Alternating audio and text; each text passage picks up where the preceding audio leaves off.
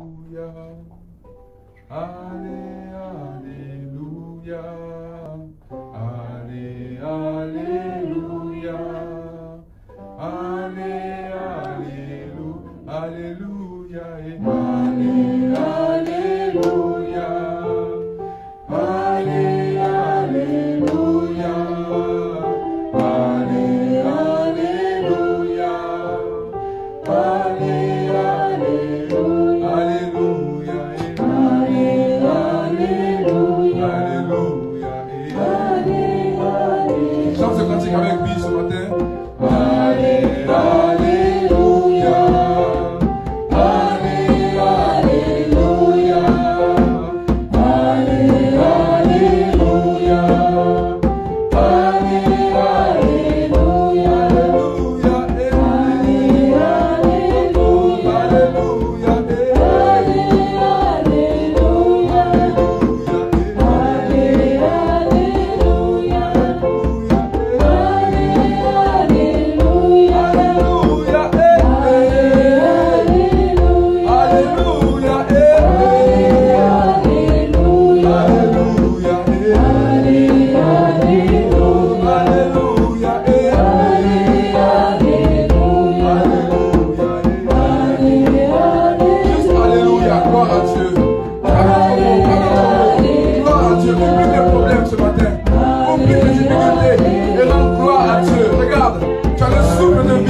Et chante avec lui ce matin. Oui, tu respires, tu marches, tu manges, tu as des projets, tu es en sécurité. Tu as des raisons de dire Alléluia ce matin. Allez, alléluia. Allez, alléluia. Allez, alléluia. Allez, alléluia. Alléluia.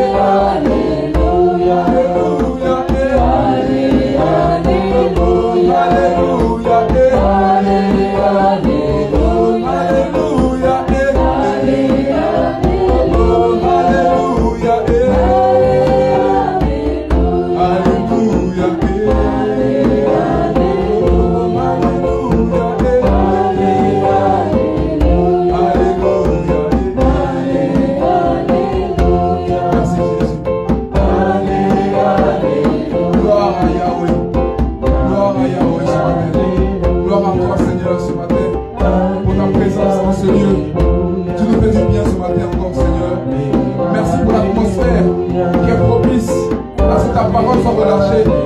Merci pour les cœurs que tu as préparés à recevoir une semence nouvelle. Et que la semence qu'ils ont reçue autrefois soit arrosée encore ce matin, Seigneur. Je bénis ton nom, Seigneur mon Dieu, pour ta présence, pour ta fidélité, pour ta bonté.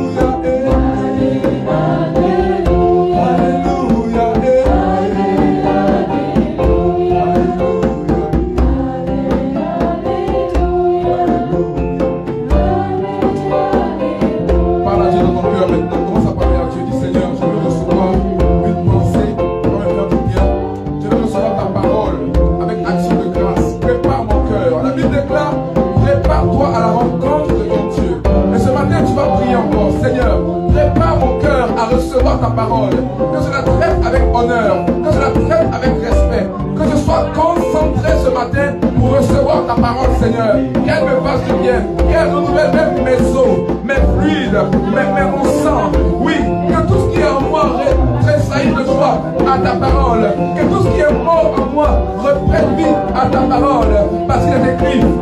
Au commencement était la parole. Oui, tout commence par la parole et tout finit avec la parole. Ce matin, Seigneur, nous voulons recevoir la semence de vie, recevoir ta parole, recevoir ta pensée, recevoir ta directive, recevoir ta parole, oh Dieu de gloire.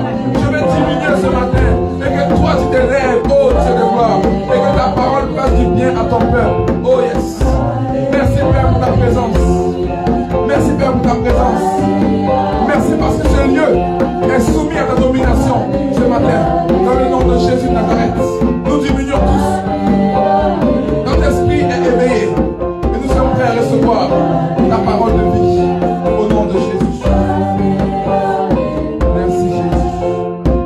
Merci Jésus. Merci Jésus. Merci Jésus. Alléluia. Merci Père. Amen. Oh, quelle présence de Dieu. Alléluia. Dieu est bon, n'est-ce pas? Dieu est bon, n'est-ce pas? Dieu est bon. Je veux que tu ailles saluer ton frère, ta soeur. Dis-lui un shalom. Réponds à la bénédiction.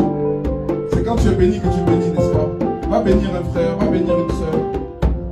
Libère la grâce de Dieu simplement. Parce que Dieu a prévu de bénir quelqu'un ce matin. Dieu veut libérer sa grâce.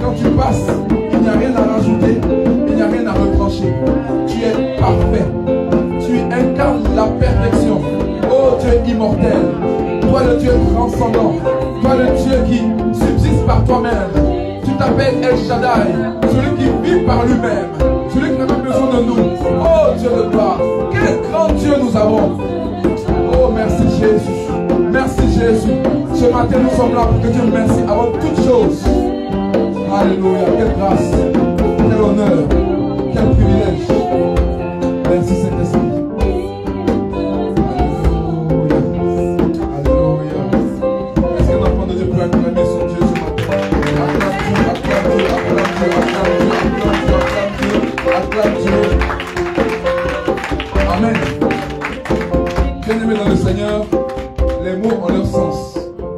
dit, on peut acclamer, tu as applaudi. Acclamer veut dire lancer des clameurs. Clameur veut dire crier avec des bruits, avec des pas, avec des pieds. Donc tu vas acclamer Dieu ce matin. Est-ce qu'un enfant de Dieu peut acclamer Dieu ce matin? Alléluia! Merci Jésus! Merci Jésus! Alléluia! Amen! Amen! Est-ce que ça va? Ça va, non? Amen. Gloire à Dieu. Que Dieu vous bénisse. On peut s'asseoir tout doucement dans la présence de Dieu. Je vois des têtes qui font plaisir ce matin. C'est merveilleux, n'est-ce pas? Vendredi, j'ai vu ma mère qui était là avec une de mes tantes. Ça m'a vraiment rejoui le cœur. Elle a veillé toute la nuit avec nous. C'était là, waouh, c'est extraordinaire, n'est-ce pas? Et encore ce dimanche-là, le Seigneur me fait un petit clin d'œil. Il y a mon cousin. Alléluia. Mes cousins même qui sont là, parce qu'il y a aussi le cousin qui est là. C'est la famille. Amen.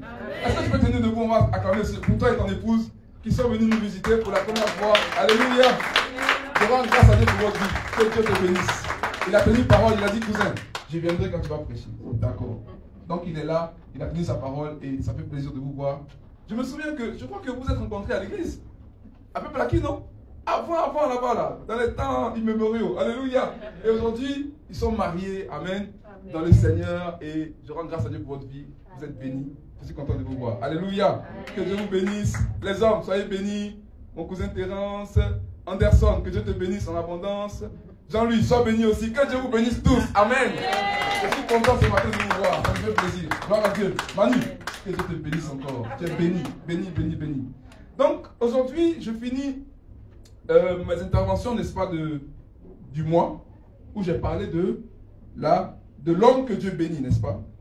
Et j'ai dit dimanche dernier qu'on a parlé de la puissance de la semence et qu'aujourd'hui, j'allais parler de la bénédiction d'Abraham. Amen.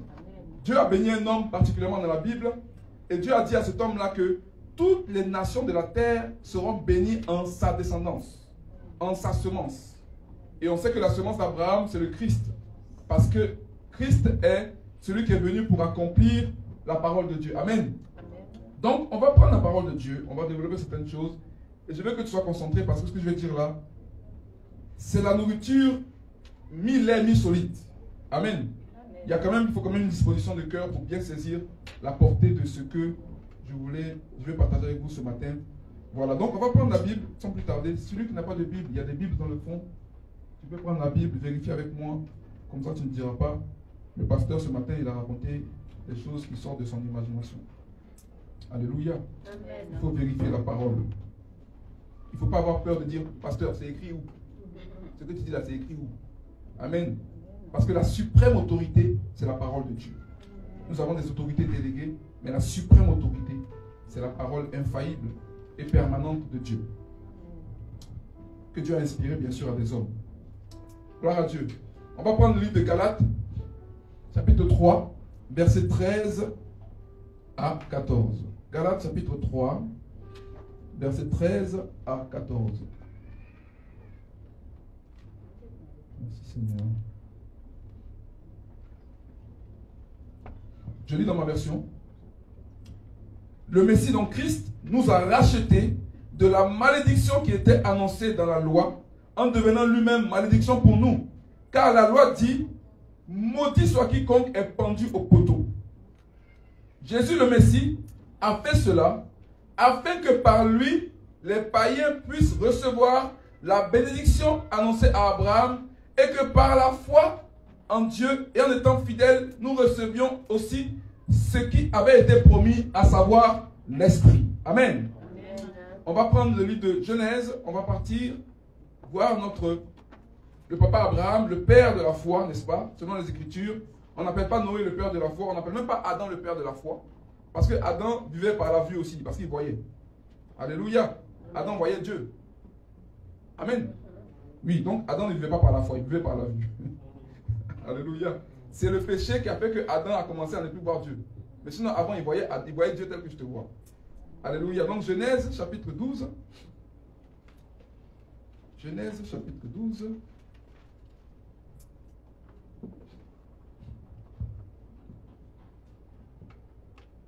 On va lire beaucoup, hein. Sois concentré. Genèse 12, versets 1 à 3.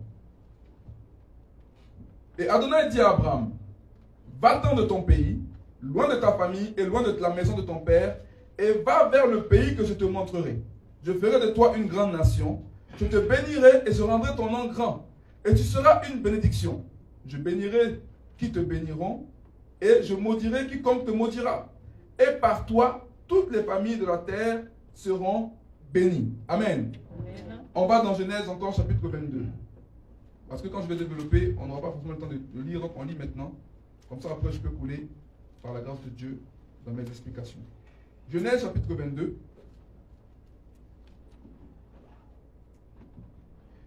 À partir du verset 1 à 18, je lis la parole de Dieu. Après ces choses, Dieu mit Abraham à l'épreuve. Il lui dit, Abraham, et il répondit, me voici. Il dit, prends ton fils, ton unique, que tu aimes, Isaac, et va au pays de Morija. Là, tu l'offriras en holocauste sur une montagne que je t'indiquerai. Abraham se leva de bon matin, sella son âne et prit 2 de ses jeunes hommes avec lui. Et Isaac son fils. Il coupa le bois pour l'holocauste et partit et se dirigea vers le lieu dont Dieu lui avait parlé. Le 3e jour, Abraham se leva les yeux et vit le lieu au loin. Abraham dit à ses jeunes hommes, restez ici avec l'âne. Moi et le garçon, nous irons là-bas, nous adorerons et nous reviendrons vers vous. Abraham prit le bois pour l'holocauste et le mit sur Isaac, son fils. Puis il prit dans sa main le feu et le couteau, et ils s'en allèrent tous deux ensemble. Point. Isaac parla à Abraham, son père. Mon père, il répondit, me voici mon fils. Il dit, je vois le feu et le bois, mais où est l'agneau pour l'holocauste? Abraham répondit, mon fils, Dieu pourvoira lui-même à l'agneau pour l'holocauste. Et ils continuèrent tous deux ensemble. Ils arrivèrent au lieu dont Dieu lui avait parlé, et là, Abraham bâtit l'autel, disposa le bois en ordre, lia Isaac son fils, et l'étendit sur l'autel sur le bois. Et Abraham étendit sa main, et prit le couteau pour égorger son fils. Mais l'ange d'Adonai l'appela des cieux. Abraham, il répondit, me voici. Il dit, ne porte pas la main sur le garçon, ne lui fais rien, car maintenant, retenez le maintenant, maintenant je sais que tu es un homme qui craint Dieu, et que tu ne m'as pas refusé ton fils, ton unique. Abraham leva les yeux et regarda, et voici derrière lui, un bélier était pris dans les buissons par ses cornes. Abraham allait prendre le bélier et l'offrit comme holocauste à la place de son fils. Abraham appela le lieu Adonai Jireh. Adonai y veillera, Adonai pourvoira. Car il est dit jusqu'à ce jour, sur la montagne, Adonai pourvoira. Amen. Verset 15. L'ange d'Adonai appela Abraham une seconde fois des cieux. Il dit, j'ai juré par moi-même, dit Adonai, parce que tu as fait cela, parce que tu ne m'as pas refusé ton fils, ton unique, très certainement, je te bénirai, et très certainement, je rendrai tes descendants aussi nombreux qu'il y a d'étoiles dans le ciel ou de grains de sable sur le rivage de la mer. Tes descendants posséderont les villes de leurs ennemis, et par tes descendants, toutes les nations de la terre seront bénies, parce que tu as obéi à mon ordre. Amen. Amen. Que Dieu bénisse sa parole. Amen. Voici un texte extraordinaire, merveilleux, qui nous relate l'histoire d'un homme. Un homme du nom d'Abraham, n'est-ce pas, qui a été appelé par Dieu. Il a été appelé par Dieu à sortir du système dans lequel il était pour commencer à opérer dans notre système. Amen. Et donc Dieu dit à Abraham, première chose, il se révèle à lui, parce qu'on ne se lève pas pour servir Dieu par nous-mêmes. Ce n'est pas par notre force. C'est Dieu qui nous appelle à le servir. Alléluia. Un jour, comme toi et moi, on était chez nous à la maison. On n'avait rien demandé à Dieu. On était dans une vraie vie de païen. Alléluia. Et Dieu lui-même a pris la responsabilité de se révéler à nous pour nous dire, par exemple, je vais faire de toi ceci, je vais faire de toi cela. Et de la même manière, Dieu se révèle à Abraham. Dieu lui dit quoi? Quitte ton pays, quitte ta famille, quitte tout. Et Dieu lui fait une promesse. Ce jour-là, qu'est-ce qui s'est passé? Abraham a reçu une bénédiction sous forme de semence. Suivez bien ce que je vais dire. J'ai déjà développé la puissance de la semence. Dimanche dernier, je ne reviendrai pas là-dessus. Donc, Abraham reçoit une promesse. Parce qu'une promesse, c'est comme une semence. Alléluia. Amen. Tant que ce n'est pas manifesté, ça reste une semence. Donc, Abraham reçoit la parole de Dieu comme une semence en lui qui le pousse à obéir. Et Abraham croit en ce que Dieu lui dit et Abraham bouge. Donc, on est dans Genèse 12. Abraham commence à partir là où Dieu l'indiquait. Il prend sa femme, il prend son neveu Lot et il dit, bon, il dit de partir, c'est vrai, mais je vais quand même prendre une sécurité. Il prend Lot avec lui et ils sortent du pays de la maison de son père. Ils s'en vont. Et on voit que Abraham, au fur et à mesure qu'il commence à avancer avec Dieu, il commence à douter de la parole qu'il a reçue. Comment est-ce qu'on sait qu'il doute? Parce que Abraham, après s'être séparé de son neveu Lot, qu'il espérait en faire un héritier, Dieu a dit à Abraham, vous savez, il y a une chose que je dois vous dire. Dieu t'appellera toujours dans le domaine où tu es le plus faible. Le domaine où qui fait ta honte là, c'est là où Dieu va t'appeler. Abraham avait pris une femme qui était stérile. Alléluia. Et Dieu dit, tu seras le père d'une multitude. Un homme dont la femme est stérile. Donc, recevoir l'appel de Dieu va forcément t'exposer à une forme de faiblesse, une forme de honte. Dieu t'appellera toujours dans le domaine où tu es le moins fort, pour apprendre à dépendre de lui, pour apprendre à dépendre exclusivement de Dieu. Donc Abraham sort de chez lui, mais il prend quand même une sécurité qui s'appelle Lot. Il va avec Lot, sauf que l'esprit et la chair ne peuvent pas cohabiter ensemble. Lot représente la sécurité humaine qu'on a tous quand on reçoit l'appel de Dieu. Donc Abraham, en tant qu'homme spirituel, se rend compte que la chair et le sang ne peuvent hériter du royaume de Dieu. Donc il faut que je prenne une décision, que je me sépare de ce qui est de la chair pour hériter des promesses de Dieu. Donc qu'est-ce qu'Abraham fait? Abraham décide de se séparer de Lot. Vous connaissez l'histoire. Dès que Abraham se sépare de Lot, Dieu se révèle à lui, le chapitre qui suit. Il dit, Abraham, lève les yeux, regarde. Dieu renouvelle les promesses qu'il a faites à Abraham. Après qu'il ait compris que Abraham a discerné qu'est-ce que Dieu attend de lui. Ce que Dieu attend de lui, c'est qu'il décide de marcher par la foi. Exclusivement par la foi et non par la vue. Et donc, Abraham se sépare de Lot, mais il se trouve que les années passent.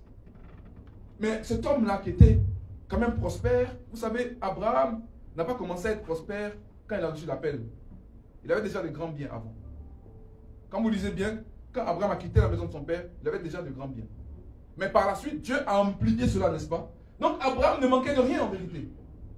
Et donc il sort de la maison de son père et il arrive, il se retrouve, il n'a pas d'héritier.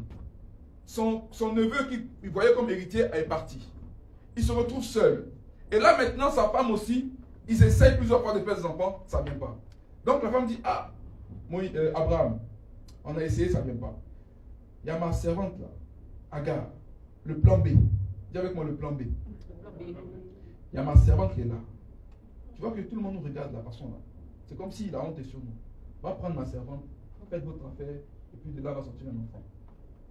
Abraham n'a pas réfléchi, il dit, ah, peut-être que c'est Dieu qui te parle. Parfois, on a l'impression que des solutions viennent, on croit que c'est Dieu. Ce n'est pas Dieu.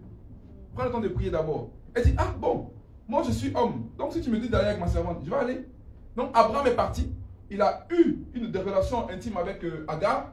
Et de là est sorti un fils du nom d'Ismaël. Parce que Abraham, son fils premier n'est pas Isaac, mais il est Ismaël. Sauf que Ismaël, dans le plan parfait de Dieu, ne devait même pas exister.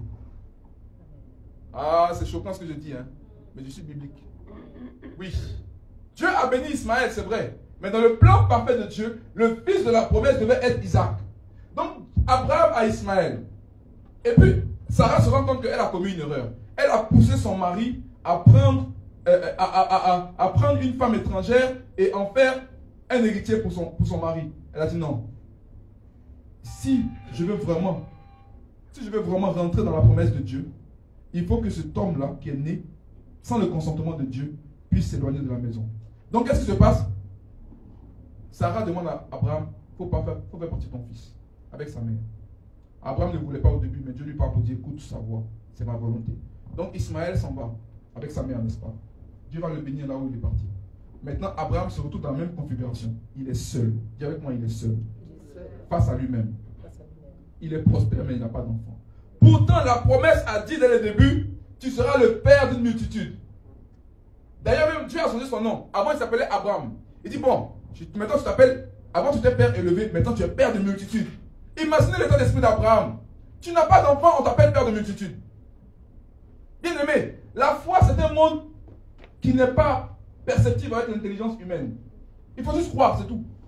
Alléluia. Donc Abraham a payé un prix. Abraham a supporté. Abraham a subi. Abraham a avancé. Malgré les regards, malgré les moqueries, malgré les gens qui le croyaient maudit. Il dit, moi je suis béni. Dieu m'a béni.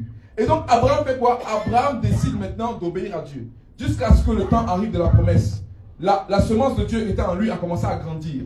Et il était maintenant venu le temps pour que Sarah, sa femme, enfante un enfant. à 99 ans. Waouh. Dis avec moi, waouh. Là, c'est plus ménopausé, là. C'est une dimension très élevée de ménopause. Tout est mort en elle. Mais dit, c'est là. Comme ça, aucun homme ne pourra prétendre que c'est grâce à moi que l'enfant est venu. Oui. Parfois, Dieu laisse ta situation pourrisse. Parce qu'il voit que tu es trop sûr de toi. Tu penses que c'est parce que tu es fort à ce niveau-là que moi, je t'ai choisi. Il dit non. Moi, je ne t'ai pas choisi pour tes qualités. Je t'ai choisi même pour tes défauts. Dieu choisit les choses folles pour confondre les sages, n'est-ce pas? Donc, Dieu prend ce qui n'a pas de forme. Comme ça, il dira, le jour où tu auras une forme là, tu ne diras pas c'est toi qui t'es formé. C'est moi Dieu qui t'ai formé. Alléluia. Amen. Isaac vient au monde. On ne va pas lire tout ça, je vais un résumé. Isaac vient au monde. Et puis, Dieu voit qu'il est temps maintenant que ce que Dieu avait promis là se concrétise. Parce que vous savez, une bénédiction sans cause n'a pas d'effet. On dit souvent malédiction. Mais laissez-moi vous dire une chose. Une bénédiction sans cause n'a pas d'effet. Ah oui? Une bénédiction où il n'y a pas de cause, ça reste comme une promesse suspendue. Parce que quand on a lu Genèse 22, on se rend compte que Dieu a fait la promesse. Mais il dit, maintenant je vois que tu es à même d'être le père de la foi. Parce que tu as prouvé ta fidélité à ma parole. Bien souvent, on dit, oui, je suis béni, Dieu m'a béni. Mais quelle est la preuve que tu crois qu'il t'a béni? Quelle est la preuve de ton obéissance? Alléluia. Un homme béni, une femme bénie, est une personne qui comprend que Dieu, certes, a dit des paroles, mais à moins que tu vives selon cette parole-là, tu ne la verras jamais s'accomplir.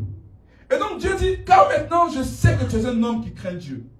Dieu a vu la preuve que Abraham pouvait être appelé le père de la foi. La référence, quand on parle de foi sur la terre, la référence sur la terre, c'est Abraham. Dieu a dit, ok, je te fais père de la foi et toutes les familles de la terre vont être bénies en toi. Alléluia. Et donc, ce jour-là, qu'est-ce qui s'est passé? Abraham était là, Isaac était là, Abraham était prêt à tuer son fils. Donc, comprenez bien que le fils et le père étaient ensemble, n'est-ce pas? Donc, le fils a aussi assisté à toute la scène. Amen. Isaac était là. Certainement même que quand Dieu a parlé à Abraham depuis le ciel par un ange, par l'ange de Dieu, qu'est-ce qui s'est passé? Isaac aussi a entendu. Donc, le fils et le père étaient ensemble. Raison pour laquelle, bien aimé, quand on voit l'histoire, on voit la vie d'Isaac, on voit que Isaac n'a pas payé un prix comme son père. Est-ce que vous voyez que Isaac a souffert? Jacob a souffert, on en parlera tout à l'heure, mais Isaac n'a pas souffert. Il a vécu une petite famine qui a duré quelques années. Mais à part ça, il était dans le beurre, dans le repos. Il ne manquait de rien. Amen. Pourquoi? Parce que Isaac a payé le prix avec son père. Il a accepté d'être le sacrifice dès le début. Il y a eu une cause à sa bénédiction. Isaac aurait pu dire à son père, moi je vais voir, tu vas me sacrifier? Jamais.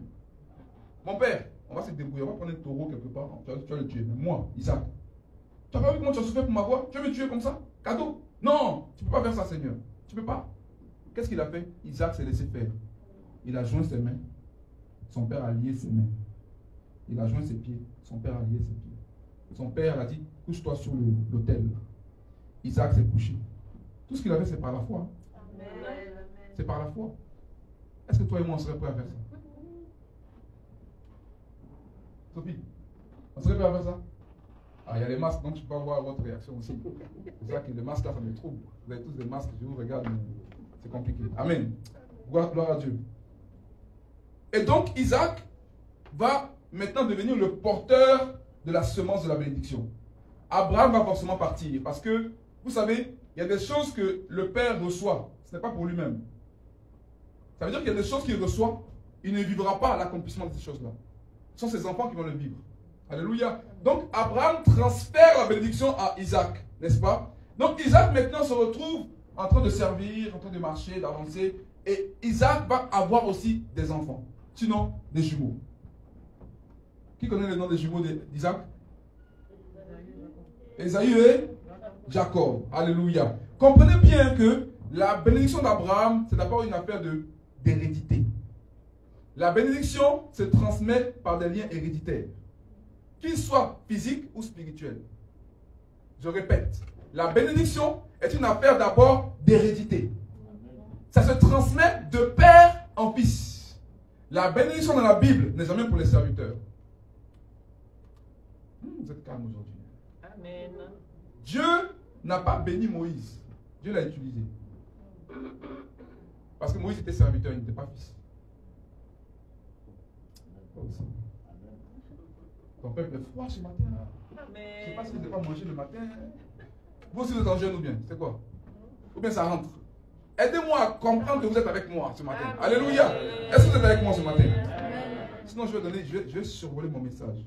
Je vous donnerai des miettes. Vous allez vous débrouiller avec. Ou bien vous me laissez aller quelque part, prendre tout ce que Dieu m'a donné pour vous ce matin. Au nom de Jésus. Alléluia. Amen. Donc, Isaac va avoir des jumeaux, n'est-ce pas? Ésaü et Jacob. Mais avant même leur naissance, leur mère va consulter Dieu. Dieu va leur dire que, il y a 2 nations en toi. Le plus grand sera assujetti au plus petit. Avant même qu'ils naissent, elle savait déjà la feuille de route. Ésaü et Jacob naissent effectivement, et ce qui se passe, c'est quoi? C'est que Ésaü va développer l'attitude d'un homme béni. Jacob avait le caractère d'un homme paresseux. Comprenez bien ce que je dis. Un homme qui vit sous les tentes. Il regarde le ciel, on ne sait pas ce qu'il fait. Pendant que son frère Ésaü, lui, va à la chasse. Chasser le gibier, se battre. Donc Isaac voit les 2 comportements et dit, mais celui qui est le plus à même de recevoir la bénédiction, c'est celui qui travaille. Parce que la bénédiction aime les gens travailleurs. Ah oui, la bénédiction aime les gens travailleurs, n'est-ce pas? Et donc Isaac dit, mais déjà lui c'est le premier-né, c'est lui qui est sorti en premier, donc c'est lui le né. Jacob est venu en second. Donc Isaac commence à préparer dans son cœur que le jour où je dois transférer la bénédiction, je vais le transférer à qui? À Ésaü. Sauf qu'il y a un problème. Ésaü a méprisé la chose la plus sainte qu'un homme peut avoir dans sa vie. Mépriser son droit d'aînesse. Mépriser la grâce que Dieu avait préparée pour lui. Il s'est appuyé sur ses propres forces. Il a dit, moi je vais y arriver, je suis fort. Je suis plus fort que Jacob, je suis plus intelligent, je suis plus capable, j'ai plus d'acquis. Et donc, il méprise le droit d'aînesse, et vous le savez, pour un plat de lentilles. Lentilles. Encore si c'était un plat intéressant, lentilles. À cause de lentilles. Tu rentres du champ, tu es fatigué, tu es accablé de fatigue. Et tu arrives là, tu es fatigué, tu dis, mon frère Jacob, qui était un cuisinier quand même, dit, cuisine-moi ton truc là, donne-moi, je vais manger, sinon je vais mourir. Jacob dit, tu peux manger, d'accord. Mais avant que je te donne à manger là, donne-moi d'abord ton droit d'aînesse. Donne-moi en fait, ton droit d'hériter de la bénédiction. C'est ça que ça veut dire en vérité. Parce que la bénédiction est toujours pour les fils aînés. Et donc, Jacob dit, ok. Jacob, donne-moi ça. Mais Ésaü dit, mais qu'est-ce que tu veux que je fasse avec droit d'aînesse? Bien aimé dans le Seigneur, les personnes qui fonctionnent comme des serviteurs dans l'église n'ont pas la mentalité des choses sacrées. Mais les fils comprennent l'importance de leurs actes. Même s'ils ne sont pas les meilleurs dans l'église, ils ont la pensée de l'éternité. Ils voient plus loin que les serviteurs. Ils comprennent qu'aujourd'hui, je dois payer un prix pour demain. Ésaü, il avait faim tout de suite. Il voulait manger tout de suite. Mais il n'a pas compris que l'acte qu'il vient de poser là va le priver de bénédiction après. Alléluia. Et donc, il mange le plat. Mais pendant qu'il mange le plat, il y a un transfert qui se fait dans le monde spirituel. Jacob prend ce qui est à Ésaü. Et Ésaü, lui, il se retrouve avec rien. Vient le temps maintenant où le père doit transmettre l'héritage, n'est-ce pas? Il doit libérer des paroles. Donc Isaac appelle Ésaü. Il dit, mon fils, il est temps que je te bénisse. Fais-moi un plat, vraiment le plat que tu fais là. Et quand j'aime manger ça, vous savez, assurez-vous que tout père doit avoir une âme qui est favorable envers vous. Parce que la bénédiction, elle est spirituelle. Mais pour qu'elle puisse venir à toi, il faut que l'âme soit d'accord. Donc Isaac a dit, fais-moi un plat que j'aime. De sorte que ce qui doit transiter de mon esprit vers toi là, il n'y a pas, mon âme sera frustrée. Donc Isaac mange. Et il est tellement bien, il commence à libérer des paroles. Vous avez ça dans Genèse 35, il me semble. Libérer des paroles. Et qu'est-ce qui se passe? Le transfert est acté. Sur qui? Non pas Ésaü, mais sur Jacob. Alléluia. Ésaü avait méprisé le droit d'aînesse. Jacob a récupéré ça.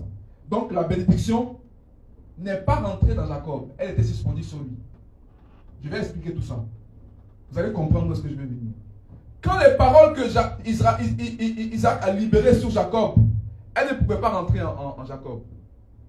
Elle était suspendue au-dessus de lui. Parce que Jacob était un usurpateur. Jacob était paresseux. Jacob, certes, il avait la notion des choses saintes, mais il avait besoin d'une rencontre personnelle avec Dieu pour que les choses se fassent. Alléluia. Donc, Jacob, ayant compris qu'il a volé son frère, qu'est-ce qu'il fait? Il se comporte comme un voleur, il fuit. C'est un voleur, quand on l'attrape, qu'est-ce qu'il fait? Mais dites-moi, quand tu attrapes un voleur, la main dans ça, qu'est-ce qu'il fait? Il fuit, non? Il fuit. Qu'est-ce que Jacob a fait? Il a fui. Parce qu'il sentait qu'il était coupable de quelque chose. Alléluia. Et donc maintenant, Dieu dit, ok, tu as reçu la bénédiction, c'est vrai. Elle n'est pas rentrée encore en toi. Lisons ensemble Ésaïe chapitre 9. Juste le verset 8. Ésaïe 9, verset 8. Ésaïe chapitre 9, verset 8. Ésaïe chapitre 9. Oh Dieu merci, j'aime ta parole. Ésaïe 9, verset 8. Il est écrit quoi? Il est écrit, Adonai a envoyé une parole à Jacob. Elle est descendue sur qui? Est-ce que vous êtes avec moi ce matin? Dieu a libéré une parole sur Jacob, n'est-ce pas? Par son père Isaac. Isaac a libéré une parole pour dire que tu seras béni. Mais cette parole-là ne pouvait pas descendre sur Jacob. Elle devait descendre sur Israël. Est-ce que vous me suivez? Et donc ainsi, qu'est-ce qui s'est passé? Jacob a quitté la maison de son père et il est parti dans un endroit où il fallait qu'il apprenne à travailler. Il fallait qu'il apprenne à travailler. Il fallait qu'il ait la culture du travail, la culture de la bosse. Donc Dieu l'a piégé dans sa paresse. Il dit d'accord, comme tu es paresseux là, je vais prendre une femme. Je vais te rendre fou amoureux d'elle. Et ça va être un prétexte pour t'apprendre à bosser dur. Amen. Parce que dans ta configuration actuelle, toi Jacob, tu ne peux pas te bénir. Pourtant tu as reçu la promesse. Pourtant tu as reçu la parole. Pourtant ton père t'a béni. C'est vrai, mais elle est suspendue. La parole est suspendue. Et donc la parole partait avec Jacob. Tout ce que Dieu cherchait à faire, c'est donner à Jacob le caractère d'un homme béni. La mentalité d'un homme béni. Et ainsi, Jacob se retrouve chez Laban, son oncle, le frère de sa mère. Et l'oncle lui dit, écoute, je vois que tu aimes ma fille. Je te propose un deal. Pendant 7 ans, tu travailles pour moi. Et après, tu la prends si tu veux. Il dit, 7 ans, c'est tout. La Bible dit quoi? Que pour lui, 7 ans, c'était comme quelques jours. Tellement il était amoureux d'elle. Donc, il bosse dur. Pendant qu'il bosse, Dieu est content parce qu'il commence à avoir la mentalité d'un homme travailleur. C'est tout ce que Dieu cherchait en vérité. Mais Dieu voit qu'au bout de 7 ans, on dirait qu'il est encore un peu paresseux quand même. On va ajouter 7 ans de plus. Est-ce que vous me suivez? Les femmes n'étaient que des prétextes. Parce que Jacob devait être travailleur. Il devait bosser. Une personne qui aspire à vivre la bénédiction doit apprendre à travailler pour quelqu'un d'autre. Oh, Seigneur. Une personne qui aspire à rentrer dans ce qui est pour toi, tu dois apprendre à travailler pour quelqu'un d'autre. Tu dois comprendre que Dieu doit te tester d'abord. Dieu doit t'éprouver d'abord. Quel est le témoignage que tu as? Quelle preuve tu as fait? Où est-ce que tu as souffert? Où est-ce que tu as persévéré? Qui t'a vu progresser?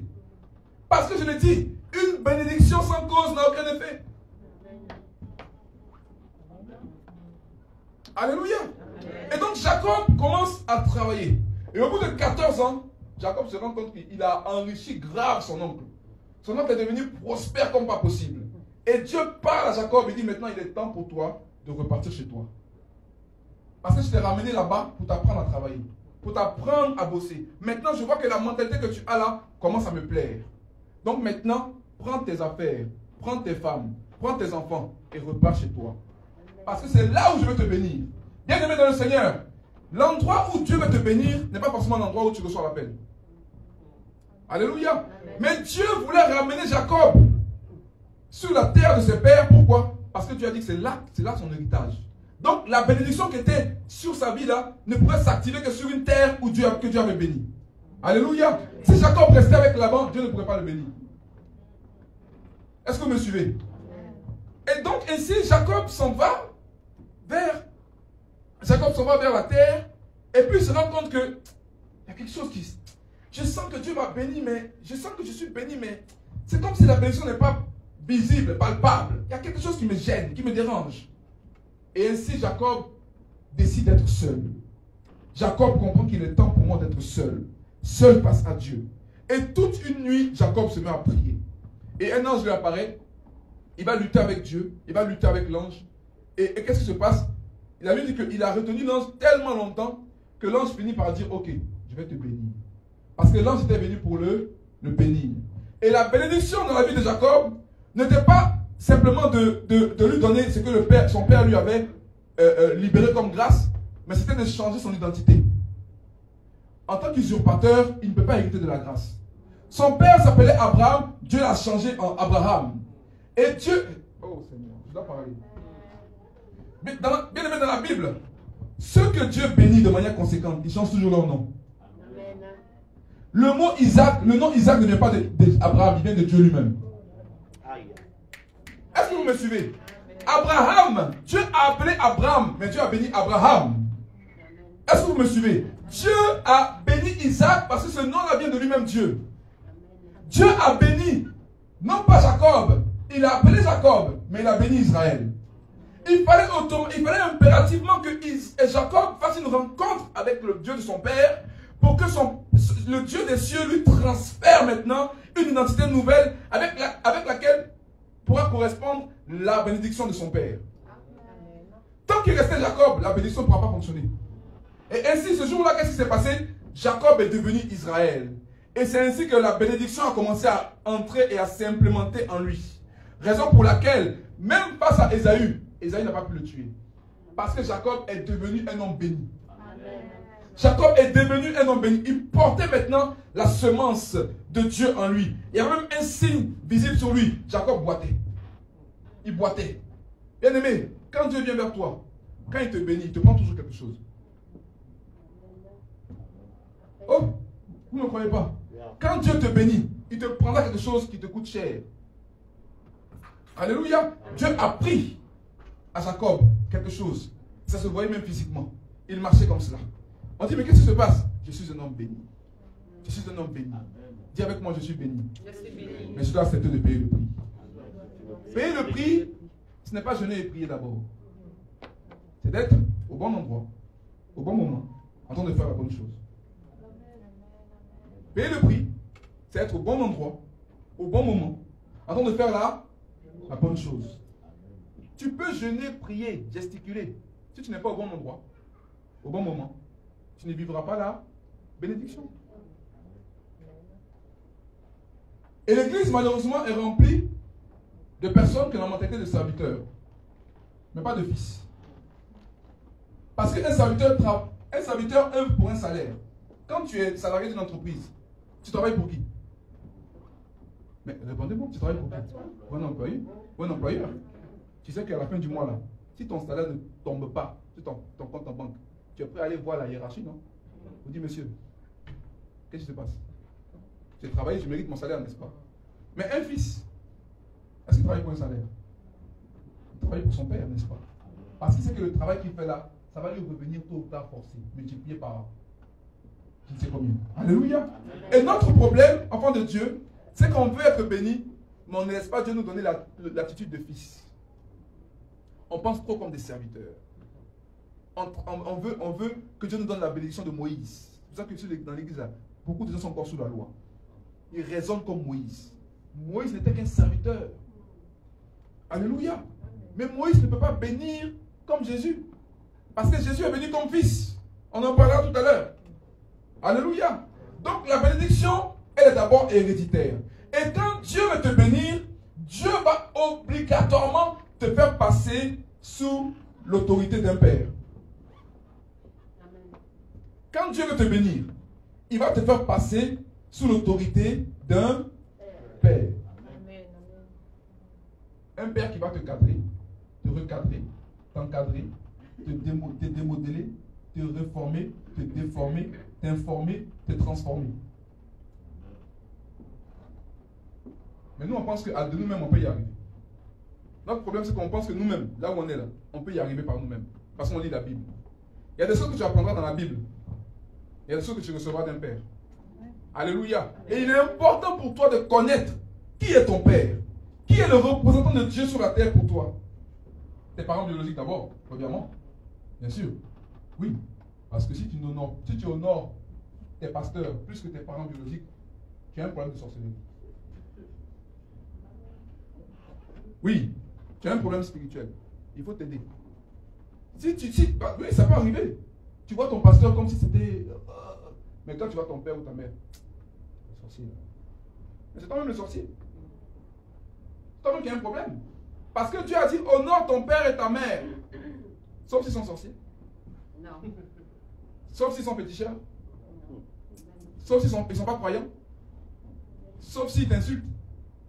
Honore ton père et ta mère, point. S'il n'y a pas d'honneur, il n'y a pas de bénédiction. Et quand tu t'assures de bénir tes parents biologiques, tu les honores, maintenant tu honores aussi ton père spirituel. Tu célèbres sa vie. Tu lui facilites la vie. Tu le soulages. Tu le permets de travailler dans de bonnes conditions. Tu l'aides à ce qu'il soit tranquille dans son esprit. Quand il pense à toi, il faut qu'il soit tranquille dans son esprit. C'est la preuve que, voilà, tu n'es pas un fardeau pour lui. Tu as un avantage. Alléluia. Tu l'honores.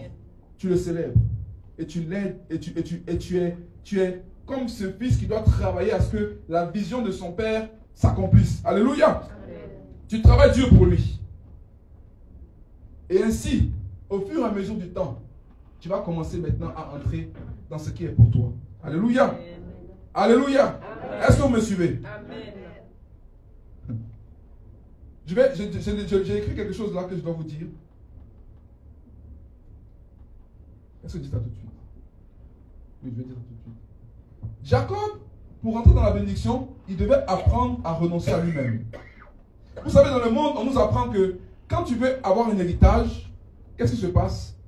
Il faut qu'il y ait un testament.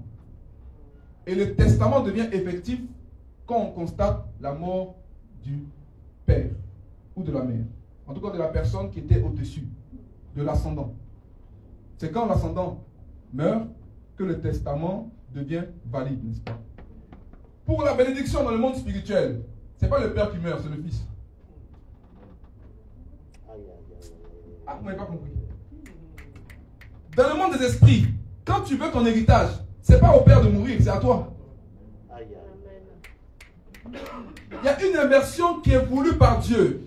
Parce que Jésus a dit dans Jean 17, Jésus dit quoi dans Jean 17? Jésus dit, Père, j'ai fini la mission, je dois maintenant repartir, prendre ma place. Redonne-moi mon héritage, ce qui est à moi. Le Père lui dit, ah, tu veux reprendre ce qui est à toi. Va mourir. Il n'y a pas de bénédiction sans mort. Quand je parle de mort, je parle du renoncement à toi-même. Parce qu'à Gethsémani, qu'est-ce que Jésus a dit? Jésus a dit, Père, s'il est possible que cette coupe s'éloigne de moi, mais toutefois, pas ce que moi je veux, mais ce que toi tu veux. Jésus a mérité d'être appelé Seigneur des Seigneurs. Est-ce que vous le savez ça? Jésus a mérité d'être adoré par l'humanité. Jésus a mérité d'être appelé roi des rois. Pourquoi? Parce qu'il a accepté de renoncer à lui-même. Et donc la bénédiction n'est que pour ceux qui disent non à eux-mêmes. Tant que tu penseras à toi, me, myself and I, tu vas vivre des effets de la bénédiction, mais tu ne vivras pas la bénédiction même. Tu peux avoir un travail, une sorte de stabilité financière, mais dans ton esprit, tu sens que tu n'es pas à ta place. Tu n'es pas en train de faire ce pourquoi Dieu t'a amené sur terre. Il y a comme un déphasage entre ce que tu vis et ce que tu devrais vivre. Pourquoi? Parce que tu es encore en train de satisfaire ton ego. C'est toi-même que tu cherches à satisfaire, ce n'est pas Dieu. Est-ce que la parole passe ce matin? Amen. Est-ce que vous hésitez à la pensée que je donne là? J'ai hésité parce que je dis, je ne vais pas vous minimiser. Est-ce que cette parole-là, je peux donner ça? Mais j'ai dit, Dieu m'a convaincu, donc je donne. Alléluia. Amen. Il faut qu'on arrête aussi de trop vous infantiliser. Oui. Vous savez, les messages où... Des fois, moi-même, je fais des exercices, mais moi, ça m'énerve. Le béaba là, oui, notre père, tout ça. Bon, c'est bien, ça aide beaucoup de gens. Mais je dis, bon, un matin, là, on s'est énervé, on va lever le niveau. Il faut, hein, dis avec moi, tu dois grandir maintenant. Ah, le lait, c'est bien, mais il y a les pancakes, il y a les gâteaux au lait, il y a les trucs là qui nécessitent quand même, hein, 1 milliard. Oui, il faut qu'on mange un peu de nourriture solide. Toujours le même groupe. Seigneur, merci quand même pour le lait, parce que sans le lait, on ne peut pas grandir aussi. Alléluia. Mais il faut aspirer à une nourriture plus solide. Il faut aspirer à ça. Donc, si tu n'es pas, s'il n'y a pas eu un constat, on n'a pas constaté ta mort un jour, tu ne pourras pas vivre la bénédiction. Parce qu'une mort doit toujours être constatée par un médecin légiste. Tu peux dire, ah, moi je suis mort, d'accord, mais qui peut le prouver? Qui peut dire, oui, je l'ai vu mourir sous mes mains, je l'ai vu mourir. J'ai vu cette personne-là venir, remplie d'elle-même, mais elle est repartie vide d'elle-même et elle rentre dans la grâce de Dieu. Il y a toujours des gens qui doivent témoigner, tout comme un mariage est un acte où il va y avoir des témoins. Le décès aussi, il faut qu'il y ait des témoins. Amen. Oh, mais moi, j'ai renoncé à beaucoup de choses. J'ai vécu pour moi-même. Ah bon? Où sont les preuves? Qui peut le prouver? Qui peut l'attester? Alléluia. Et ainsi, Dieu a dit à Abraham, cette fois-ci, je vois que tu m'aimes. Tu veux vraiment m'obéir. Alors, ce que je t'ai promis là, prend vie en toi et à ta descendance. Raison pour laquelle Abraham, Isaac et Jacob ont été bénis par Dieu. Pourquoi est-ce que Dieu n'a pas dit Abraham, Isaac et Israël? Parce que Dieu voulait laisser la voie ouverte à tous ceux qui voudront vivre dans la bénédiction d'Abraham. Ils vont commencer comme Jacob, mais ils finiront comme Israël. Alléluia. Toute personne qui veut vivre la bénédiction d'Abraham va forcément commencer comme Jacob. Commencer incirconcis, commencer paresseux, commencer pécheur, commencer avec toutes sortes de défauts, toutes sortes de mots, toutes sortes de choses. Mais Dieu dit, la fin, c'est que Jacob deviendra Israël. Alléluia. Et ainsi, quand Dieu dit, je suis le Dieu d'Abraham, d'Isaac et de Jacob, je dois ouvrir la voie pour qu'ils comprennent que je ne suis pas seulement le Dieu de ceux qui ont une bonne vie. Je suis aussi le Dieu de ceux qui ont une mauvaise vie, mais qui veulent changer. Amen. Je précise, qui veulent changer. Amen. Parce que Jacob avait beaucoup de défauts. Mais Dieu il a reconnu que cet homme-là, il le craignait. Amen. Cet homme-là respectait le sacré. Vous allez voir dans l'église venir des gens parfois, des pécheurs authentiques. Mais quand ils mettent les pieds à l'église, ils se font tout petits. Seigneur, pardonne-moi. Ça, c'est la race de Jacob. Ils savent qu'ils ont des défauts. Ils savent qu'ils font des choses bizarres. Mais quand ils viennent à l'église, ils se font tout petits. Seigneur, pardonne-moi. Il y a aussi des Césaïs qui viennent. Eux là, ils sont là. C'est nous les saints du coin. Mais dans le secret, ils méprisent les choses saintes.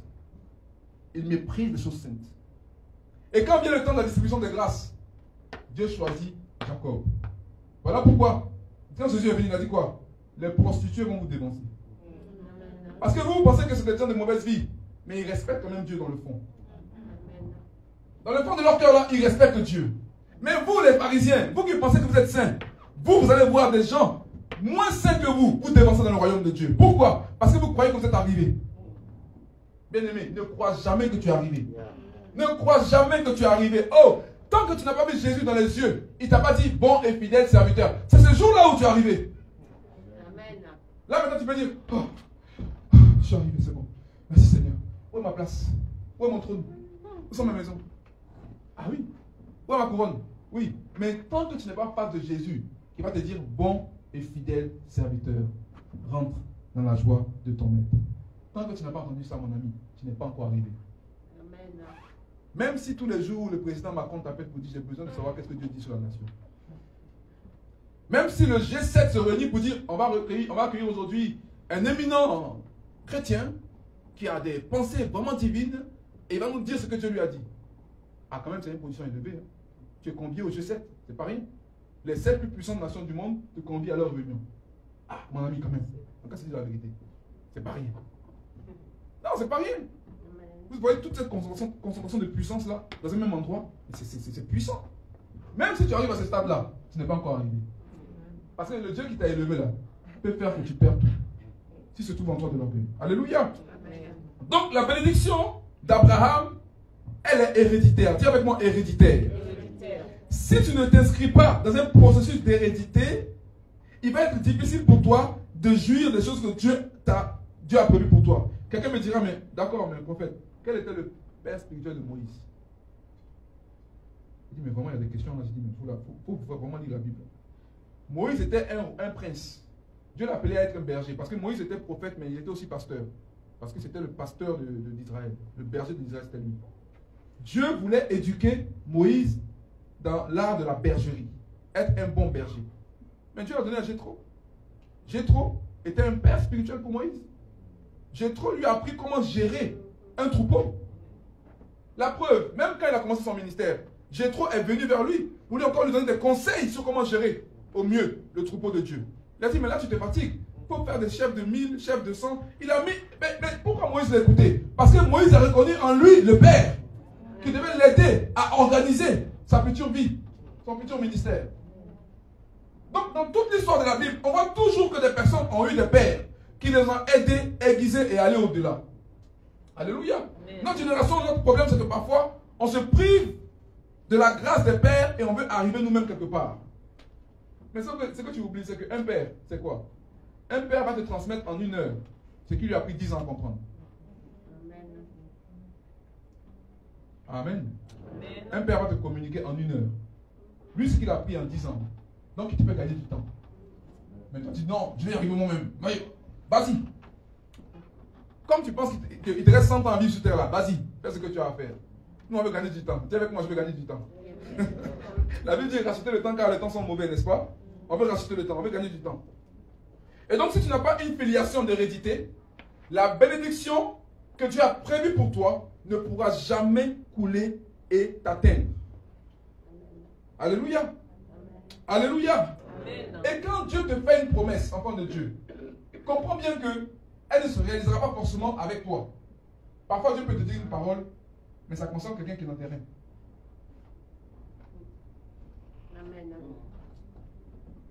Abraham pensait que il allait voir de son vivant les promesses réalisées, n'est-ce pas? Mais la Bible dit quoi? Il a salué son de loin. Il a dit, ah, j'ai compris. Moi, en fait, je suis juste la porte par laquelle va commencer la bénédiction. Ok.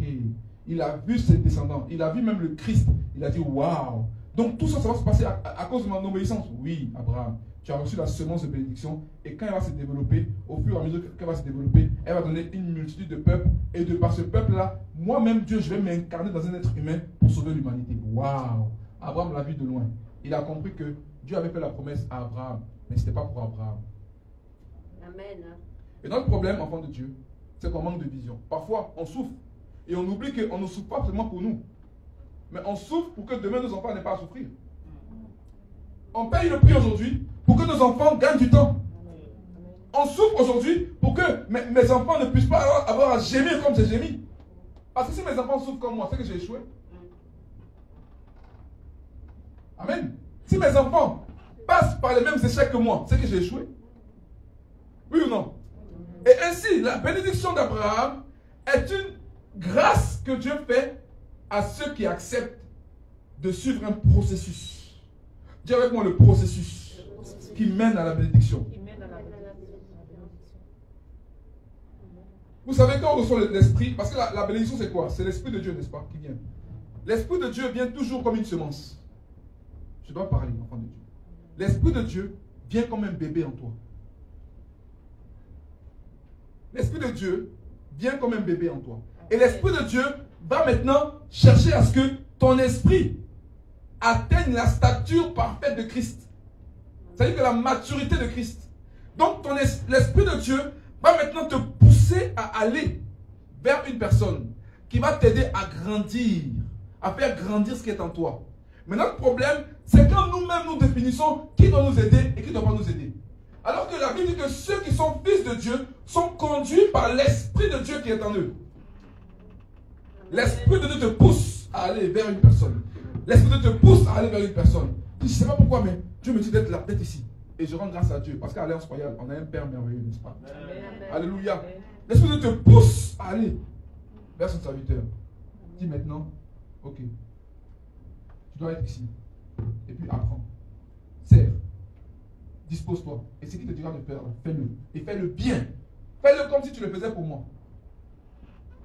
Fais-le de tout ton cœur. Comme Jacob a servi de tout son cœur là-bas. Travaille comme il a fait. Et ainsi, en le faisant petit à petit, qu'est-ce qui se passe? Tu commences à rentrer maintenant dans la grâce de la bénédiction. Enfant de Dieu, ce matin, on va prier le Seigneur. On va prier pour que Dieu te donne l'intelligence et la sagesse pour comprendre les principes de la réelle bénédiction. Jésus n'est pas venu sur terre pour chasser les démons. Jésus n'est pas venu sur terre pour chasser les démons. Il n'est pas venu pour guérir les malades. Ça, c'était secondaire. Sa réelle mission, c'était de mourir pour l'humanité et de ressusciter. Alléluia. Mais il y a toujours l'effet de la bénédiction. Il y a toujours la bénédiction et ses effets. Les miracles, les signes, les prodiges sont les effets de la bénédiction. Mais la bénédiction elle-même, c'était de quoi? Porter la croix et de mourir pour nous. Alléluia. Amen. Amen. Et lui-même, il a dit, c'est pour cette heure que je suis venu. Pour l'heure où il devait être livré comme un criminel. Donc la réelle bénédiction que le Père avait prévue pour lui, c'est quand il a accepté de mourir. De dire non à lui-même. À Gethsemane, il a dit quoi? Père, s'il est possible que cette coupe s'éloigne de moi. Mais toutefois, il s'est rappelé qu'il avait renoncé à lui-même. Toutefois, pas ce que moi je veux, mais ce que toi, Père, tu veux. Qu'est-ce qu'il a fait? Il a prié. Il a prié jusqu'à ce que dans son esprit, dans son âme et son corps se soumettent à la volonté de Dieu. Et il est parti mourir comme un criminel sur la croix. Alors ma question, c'est la suivante. Tu veux la bénédiction d'Abraham? Gloire à Dieu. Mais est-ce que tu as l'esprit d'un fils?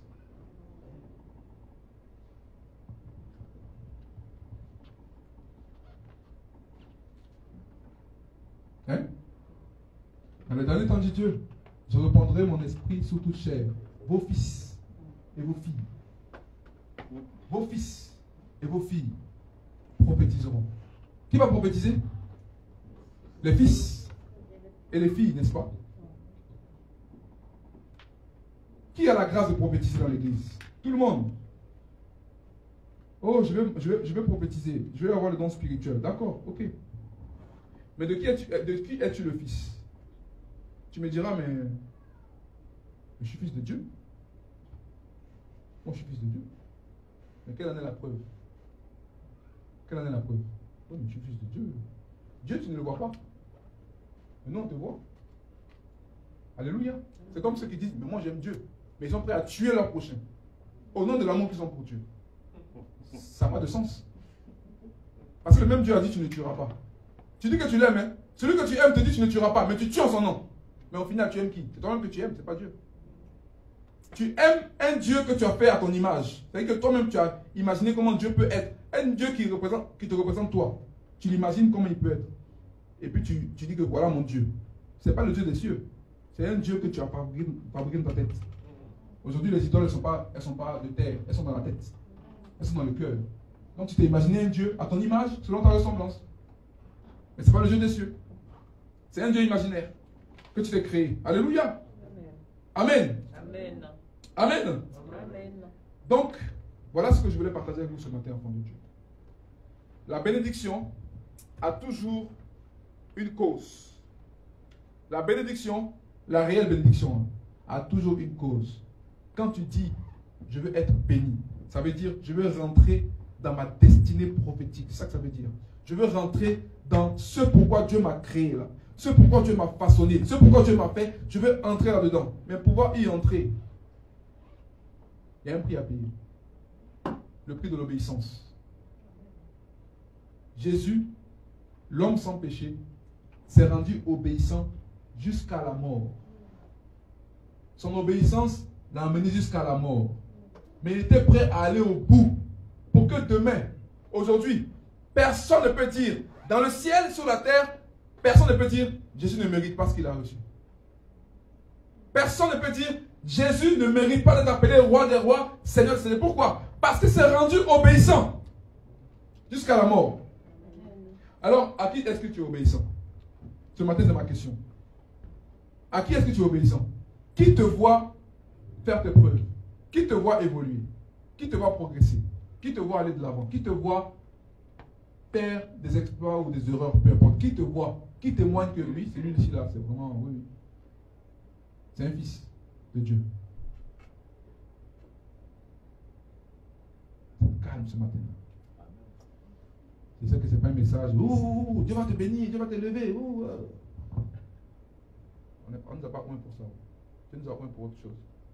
Mais je voulais juste éveiller ta conscience ce matin. Tu veux la bénédiction? Tu veux la bénédiction d'Abraham? Tu la veux, elle est à ta portée, c'est vrai.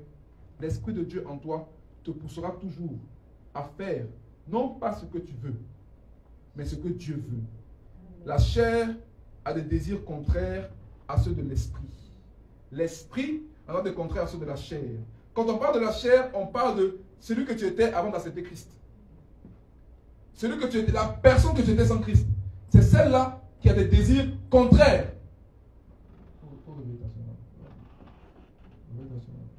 Celle-là qui a des désirs contraires à ceux de l'esprit. Alléluia. C'est cette personne-là que tu étais, dans ses raisonnements, dans sa logique humaine, dans sa façon de voir les choses. Tout ça, là, Dieu dit, c'est mort. Je ne veux pas de tout ça. Parce que quand quelqu'un est mort, on ne la consulte pas. Ah, mais qu'est-ce que tu penses si on fait telle chose? Non, on ne te consulte pas parce que tu es mort. Et l'esprit, lui, il vient en toi pour t'emmener dans une nouvelle dimension de connaissance, de compréhension et de vie. Et si tu continues à consulter ta chair et ton sang pour vivre la bénédiction, tu vas échouer.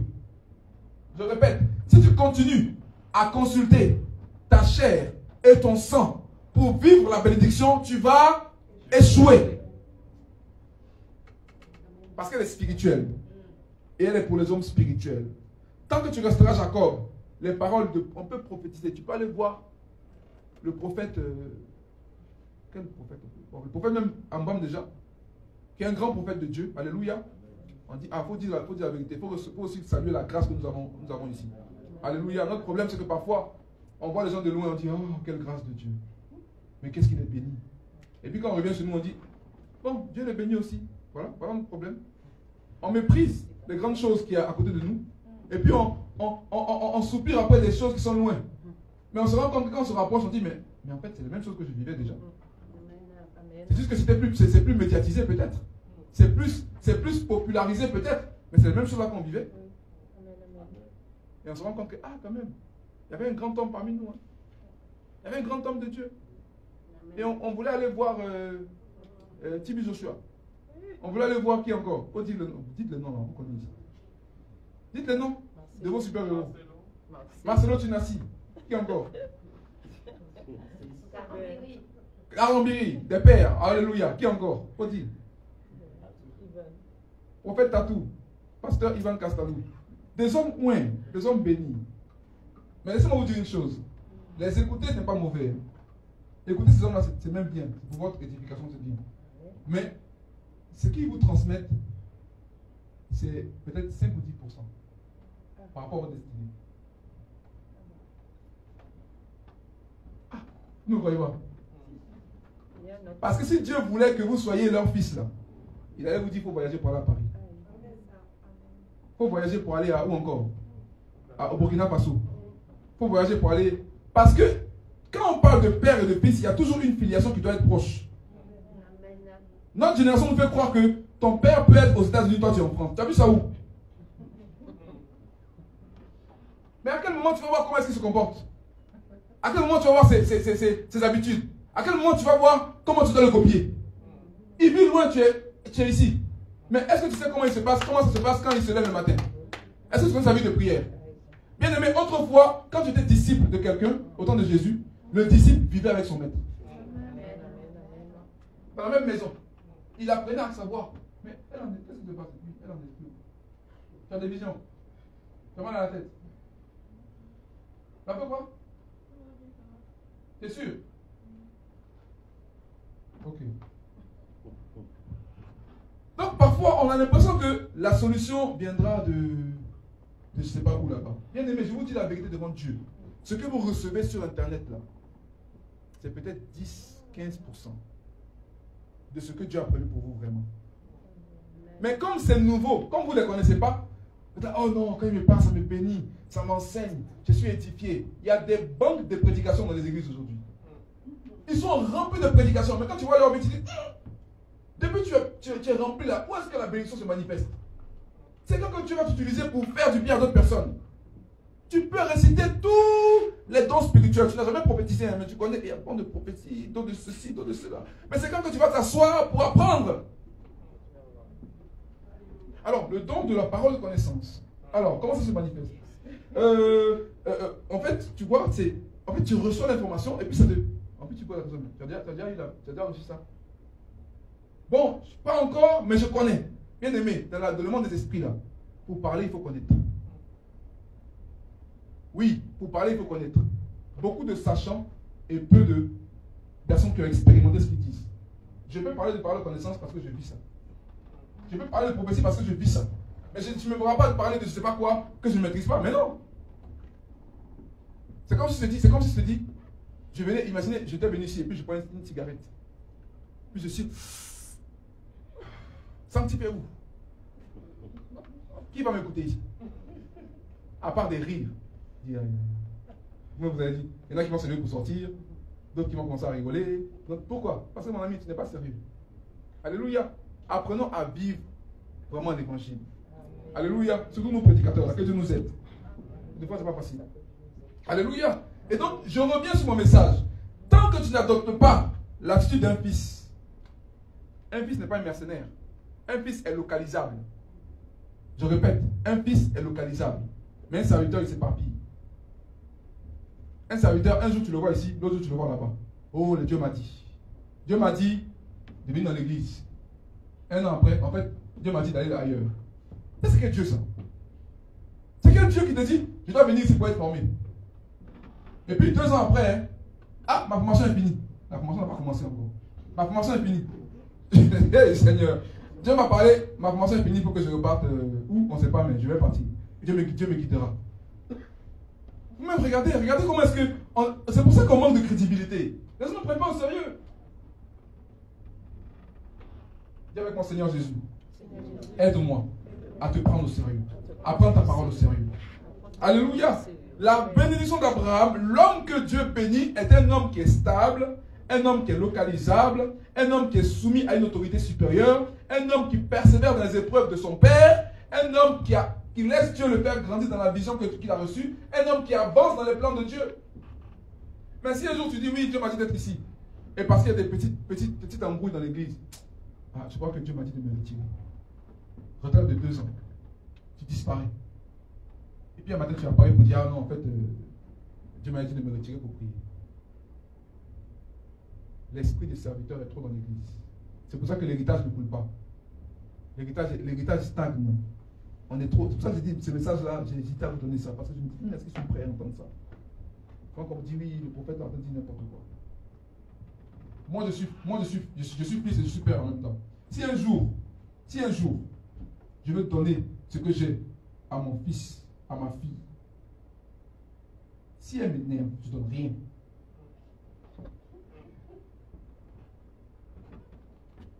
Amen ou pas amen? Amen.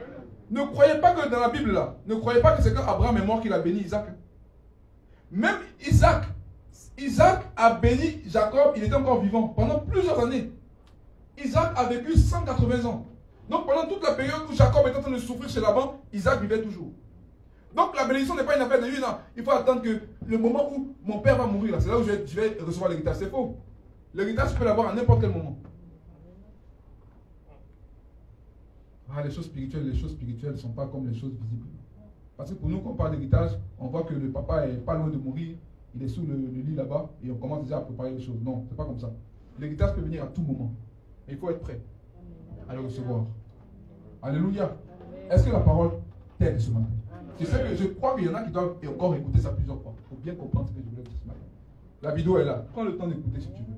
Que cela t'aide à comprendre que dans l'église, soit tu es serviteur et tu travailles pour un salaire, soit tu es fils et tu recevras un héritage. C'est aussi simple que ça. La bénédiction d'Abraham, ça va pas plus long que ça.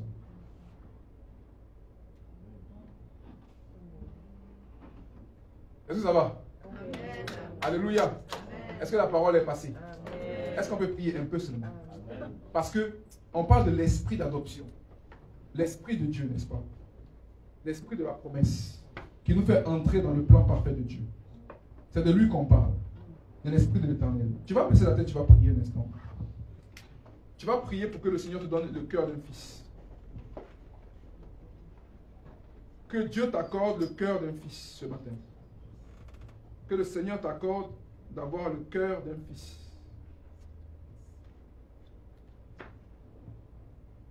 Incline la tête et commence à prier. Dis Seigneur, donne-moi le cœur d'un fils. Donne-moi le cœur d'un fils. Que je ne puisse pas me croire arriver quelque part, mais que j'ai le cœur d'un fils. Que je sois obéissant à ta parole et obéissant aussi à mon conducteur spirituel, à mon père spirituel. Que je sois obéissant et que j'arrête de croire que je suis arrivé quelque part. Je suis arrivé nulle part, Seigneur. Je dois encore aller très haut, très loin avec toi, Seigneur. Mais je dois commencer très bas, ô Dieu de gloire. Et je prie que ce matin, prie dans ton cœur. Demande, Seigneur, donne-moi le cœur d'un fils. Donne-moi le cœur d'un fils. Manu, tu peux m'aider? Donne-moi le cœur d'un fils, Seigneur. Donne-moi le cœur d'un fils. Je veux être obéissant. Obéissant totalement. Je veux me livrer entièrement à toi. Je ne veux pas être comme cet homme qui pense qu'il connaît tout. Le fils n'est pas celui qui pense que... Bien aimé, les choses spirituelles ne sont pas comme les choses physiques. Ton père spirituel peut être moins âgé que toi. Il peut avoir 20 ans de moins que toi. Mais dans l'esprit, il est plus vieux que toi. Dans l'esprit, il peut te mettre au monde 10 fois. Alors prie pour que Dieu te donne l'humilité de fils. Un fils est soumis à son père. Un fils écoute son père. Un fils fait ce qui est agréable au père. Un fils marche dans la volonté de Dieu et suit aussi les traces de celui que Dieu lui a donné. Alors prie dans ton cœur, Seigneur, donne-moi le cœur d'un fils. Donne-moi le cœur d'un fils. Donne-moi le cœur d'une fille. Et que je puisse marcher là où tu veux que je marche. Au nom de Jésus de Nazareth. Donne-moi le cœur d'un fils. Donne-moi, roi de gloire, d'être localisable. J'ai besoin de localité, Seigneur. Dans le nom de Jésus-Christ de Nazareth. Donne-moi le cœur d'un fils, Père. Étends tes mains sur ma vie. Et donne-moi, mon Dieu, mon roi, d'être efficace, être utile dans les choses que tu as prévues pour ma vie. Au nom de Jésus de Nazareth. Donne-moi, ô roi de gloire, le cœur d'un fils ce matin. Donne-moi, Père, le cœur d'un fils. Je veux être comme tu veux que je sois. Travailler comme tu veux que je travaille.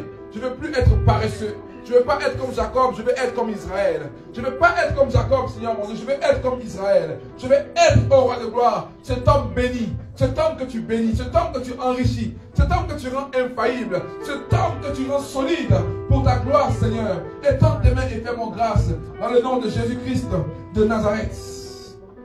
Au nom de Jésus. Au nom de Jésus. Deuxième point de prière ce matin. Tu vas prier que le Seigneur t'accorde de considérer les choses saintes. Que le Seigneur t'accorde de considérer, d'estimer, de prendre au sérieux les choses saintes. Que jamais il te vienne dans l'esprit de mépriser les choses saintes. Mais que tout le temps, constamment, tu vois les choses saintes telles que Dieu les voit. Parce que si un jour tu méprises les choses saintes, tu peux perdre la bénédiction. Tu peux perdre le pourquoi de ton existence. Tu peux perdre la faveur de Dieu comme cela. Alors prie que Dieu te donne la grâce de considérer réellement les choses saintes au nom de Jésus. Lève la voix et prie ce matin. Prie.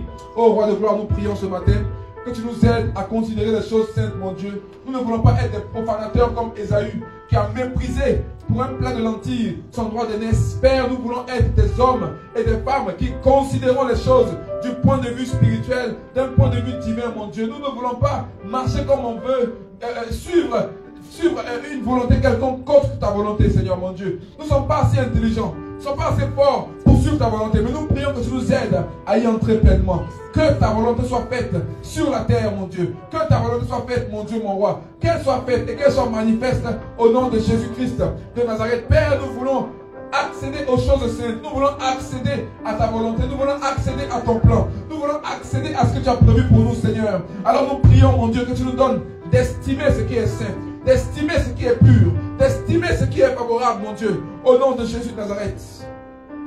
Alléluia. Troisième point de prière, tu vas encore prier. Tu vas dire, Seigneur, délivre-moi de toute forme de familiarité envers les autorités supérieures.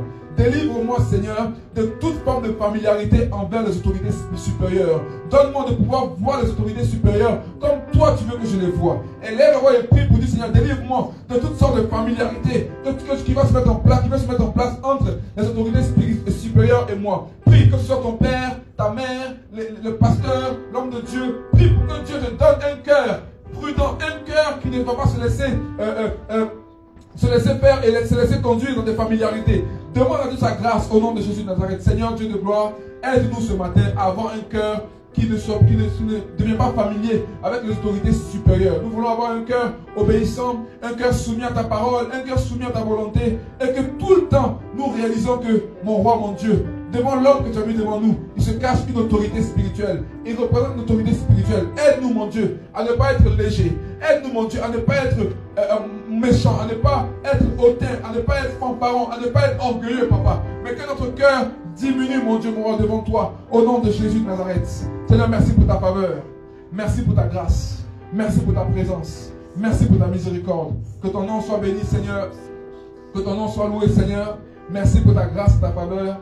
Merci pour tout ce que tu fais. Merci pour tout ce que tu es. Louange, gloire et honneur à toi. Dès maintenant, Seigneur. Et pour des siècles et des siècles. Alléluia. Tu vas encore prier ce matin. On va prier encore ce matin. Tu vas dire au Seigneur, donne-moi un esprit d'adoption. Bien aimé, quand on parle d'esprit d'adoption, on parle de celui qui a conscience qu'il est fils. Un bon père est d'abord un bon fils. Un bon père a d'abord été un bon fils. N'aspire pas à être un bon père si je n'ai pas un bon fils. Ce n'est pas nécessaire. Tu ne parles pas simplement des choses spirituelles, même des choses de la vie de tous les jours. Tu dois être un bon fils pour devenir un bon père. Alors demande à Dieu, Seigneur, donne-moi le cœur, un esprit d'adoption, que je puisse vraiment avoir l'attitude d'un bon fils, que ce soit pour mes parents biologiques, pour mes parents spirituels, que mon cœur soit obéissant, que mon cœur leur soit soumis, que mon cœur soit un cœur de fils au nom de Jésus-Christ de Nazareth. Prie ce matin, prie, demande à Dieu, Seigneur, fais-moi grâce d'avoir le cœur d'un fils.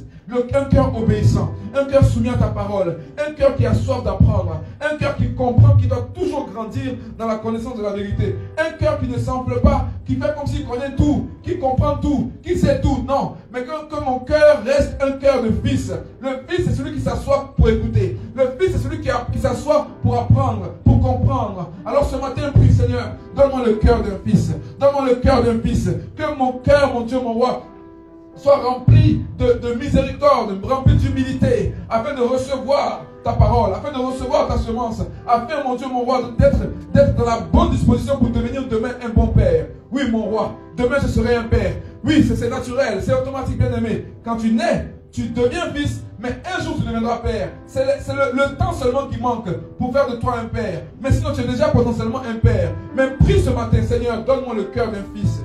Aide-moi à être un bon fils. Un fils pour mon père biologique. Un fils pour ma mère. Que peu importe ce que je vis sur la terre, que jamais il me vienne à l'esprit de croire que je serai au-dessus de mes pères. Que jamais il me vienne à l'esprit de croire que je serai au-dessus de mon père ou de ma mère. Mais que constamment je me rappelle que oui, de la même manière que je suis un père, je suis aussi un fils.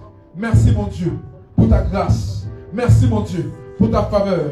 Merci pour ta présence. Le Père des cieux me demande d'inciter sur ce point de prière. Prie, parce que Dieu veut opérer une chose dans ton cœur ce matin. Prie pour que Dieu te fasse de toi un bon fils. Prie pour que Dieu fasse de toi un bon fils. Prie pour que Dieu fasse de toi une bonne fille. Un fils obéissant, une fille obéissante. Prie pour que Dieu étende ses mains et qu'il enlève de toi toute forme de suffisance. Toute forme de suffisance. Mais que tu deviennes un bon fils. Que tu deviennes une bonne fille. Que Dieu enlève de toi tout ce que le diable a pu semer. Et que ton cœur s'incline à la sagesse. Que ton cœur s'incline à l'intelligence. Que ton cœur s'incline au nom de Jésus-Christ de Nazareth. Et que tu saches que pour que tu ailles haut, il faut que tes pères te lèvent. Il faut que tes pères te poussent à aller en haut. Il faut que tes pères te poussent. Et il n'est pas avantageux pour toi de voir tes pères, de voir ton père, de voir ta mère ne pas t'élever. Quand ton père t'élève, quand ta mère t'élève, c'est un grand signe de bénédiction devant Dieu. C'est un signe que tu as accompli cette œuvre de fils que tu devais accomplir en les honorant et en étant soumis à leur autorité. Père, fais de nous des fils soumis, des fils obéissants, des fils qui ont compris que même si demain nous serons des pères, que nous nous rappelons toujours que nous sommes des fils. Un homme de Dieu a dit un jour, quand tu deviens père, sans effort, ton père devient grand-père. Sans se battre, sans effort. Donc peu importe la dimension que tu atteindras un jour, tu ne seras jamais au-dessus de ton père. Jamais. Jamais. Jamais. Même si tu as plus de fils que ton père, jamais tu seras au-dessus de lui. Parce que le jour où tu as des fils, ton père devient grand-père. Sans effort.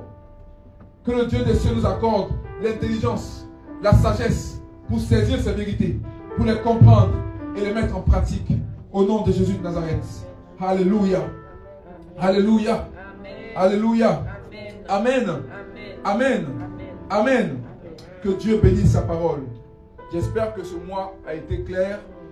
Vous avez pu apprendre de nouvelles choses et que vous allez développer l'attitude de fils afin d'entrer dans les promesses de Dieu pour vous. Afin d'entrer dans les promesses de Dieu pour vous. Je veux que tu mettes ta main sur ton cœur. Je vais prier pour toute personne qui est en conflit, fermé ou ouvert, peu importe, avec un quelconque membre de ta famille, mais je parle d'autorité. Je parle de personnes qui ont autorité. En conflit, même sur Internet. Si tu es en conflit avec une autorité spirituelle, mets ta main sur ton cœur. Parce que ce n'est pas bon pour un homme. Il n'est pas bon pour un homme d'être en conflit avec une main qu'il a élevée. Il n'est pas bon pour un homme d'être en conflit avec une main qu'il avait sortie de par terre et qu'il a donné une position spirituelle. Tu vas prier pour ton cœur. Je vais prier pour toi pendant que tu as la main sur le cœur. Père, je prie pour ton peuple. Tu connais leurs défis, tu connais leur vie. Je prie au nom de Jésus de Nazareth. que ta grâce s'étende sur leur vie, papa. C'est toi qui nous donnes l'esprit d'adoption. On ne peut pas devenir fils sans toi, Seigneur. C'est par ton esprit que nous devenons fils. Alors, Père, je prie que ton esprit d'adoption leur soit communiqué. Ô Esprit de Dieu, je prie que là où tu as vu des conflits entre père et fille, entre père et fils, entre mère et fille, entre mère et fils, Père, je prie au nom de Jésus de Nazareth que tu accordes une réconciliation totale au nom de Jésus de Nazareth. Seigneur, les jours à venir, que j'entende, mon Dieu, mon roi, que par ta grâce, il y a une réconciliation, papa, et que là où il y avait un conflit entre père et fils, Père, que cela soit ôté.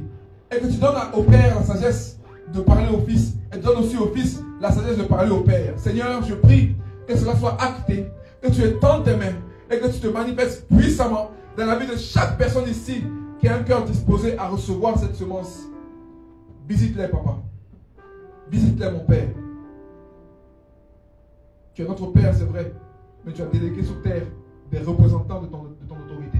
Alors je prie qu'aucune personne ici présente n'ait de conflit avec une quelconque autorité, qu'elle soit visible ou spirituelle, mais que tout soit en paix avec les différentes autorités qu'ils ont eu à avoir ou qu'ils ont sur leur vie, au nom de Jésus de Nazareth. Merci pour ta grâce, merci pour la bénédiction qui repose sur eux. Donne-leur de comprendre les principes qui mènent à l'établissement dans la bénédiction.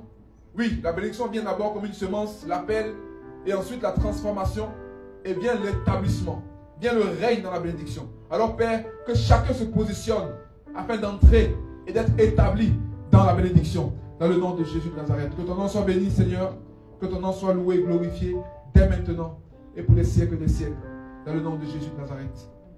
Amen. Amen. Que le Seigneur vous bénisse abondamment. Je laisse la parole à...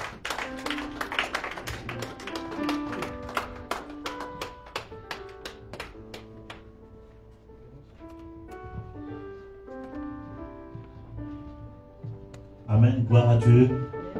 Que le nom du Seigneur soit célébré. Célébrons encore le Seigneur ce matin par une acclamation simple, glorieuse.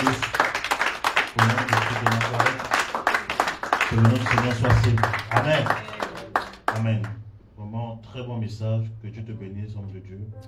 Voilà, que Dieu ajoute encore pour bénir encore son peuple. Au nom de Jésus-Christ de Nazareth. Amen. Qui a passé une très bonne veillée vendredi. J'ai été vraiment... Ça m'a fait du bien. Alléluia. Ce que j'aimais, c'est que le prophète Kwaku m'a pris au mot. La dernière soirée, j'ai dit, il faut qu'on refasse les veillées de 22 à 5 heures. Puis le gars a pris la parole. Il a dit, bon, que Dieu te bénisse. Amen. Amen. Acclamons le Seigneur pour l'homme de Dieu. Voilà. Je sois célébré. Donc, je vais juste... Le prophète a dit quelque chose qui m'a fait du bien.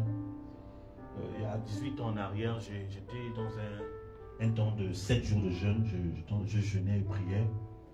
Et lorsque je finissais le jeûne, c'était un jeûne à sec. Pendant 7 jours, je ne mangeais pas, je buvais que de l'eau. Et le jour où je devais couper le jeûne vers midi, j'ai appelé des bien-aimés, des frères qui ont prié ensemble. J'ai dit, frère, tu as quelle zone là? Je vais venir te voir, tout ça là. J'ai dit, bon, ok, si tu viens, parce que quand je priais déjà comment il faut couper le jeûne, j'ai commencé à imaginer ce que je veux couper à la fin du jeûne. Et le Seigneur m'a dit, non, tu coupes avec du lait et du pain. J'ai dit, du lait et du pain, je m'engage, je n'ai pas de lait, je n'ai pas de pain. J'ai dit, il faut encore que je sorte, j'ai appelé le frère. Il dit, tu veux que je prenne quoi pour couper ton jeûne? Je vais tester la parole de Dieu. J'ai dit, mon frère, prends ce que Dieu te met à cœur. Prends. Donc, il est parti faire les courses, il arrive vers 18h, 19h, il dit, frère, je suis là, j'ai fini de rendre grâce à Dieu. Il rentre et on partage. J'ai dit, bon, tu as amené quoi pour que je coupe le jeûne? Il sort le sachet du lait et du pain. J'ai dit, mais c'est quoi cette affaire? J'ai dit, mais qu'est-ce qui s'est passé? Il dit, je ne sais pas, je suis parti. Quelque chose me dit, prends du lait et du pain. J'ai dit, bon, on va couper le jeûne comme ça. On a fait le chauffer du lait et du pain. C'est bon. J'ai rendu grâce, je me suis reposé. Le lendemain matin, quand je voulais manger, j'entends le Seigneur me dire, prends du lait et du pain. Et cela a fait... Non, ma fille, c'est un message aussi prophétique. Voilà, et cela a fait plusieurs jours. Je veux manger, prendre du lait et du pain. Prendre du lait, je dis, mais c'est quoi cette affaire? Je dis, moi je veux manger la viande, je veux manger du poisson, je veux manger des vraies choses, tout ça là. J'ai comme ça m'énerve, je dis, mais c'est quoi cette histoire? Ça sera ma manière de vivre maintenant, du lait, du pain, du lait, du pain, du lait, du pain. Moi je veux manger un bon hamburger, un bon poisson, tout ça. Et quand je me prenais comme ça, le Seigneur me parle aussitôt, il me dit, qu'est-ce que ça te fait de manger tout le temps du lait et du pain? Je dis, Seigneur, ça me fatigue. Je dois manger la vraie nourriture. Et ça, le Seigneur m'a dit, c'est l'état de mon église. L'église se contente à prendre du lait, alors que j'ai prévu de la nourriture solide pour eux. Et c'est un message que j'ai tout gardé dans mon cœur. Et j'ai toujours prié ainsi d'abord pour ma propre vie. J'ai dit, Seigneur, je ne veux pas que du lait, je veux de la nourriture solide. Oui, tu peux acclamer le Seigneur. Dieu veut te donner de la nourriture solide. Alléluia. Essayez cette expérience, faites pendant 2 semaines. Buvez que du lait du pain. Vous allez voir ce qui va se passer. Vous avez envie de tout casser. Et c'est ça. Et l'église se contente que du lait. Or, il y a plus que ça. Il y a plus que le message sur le salut.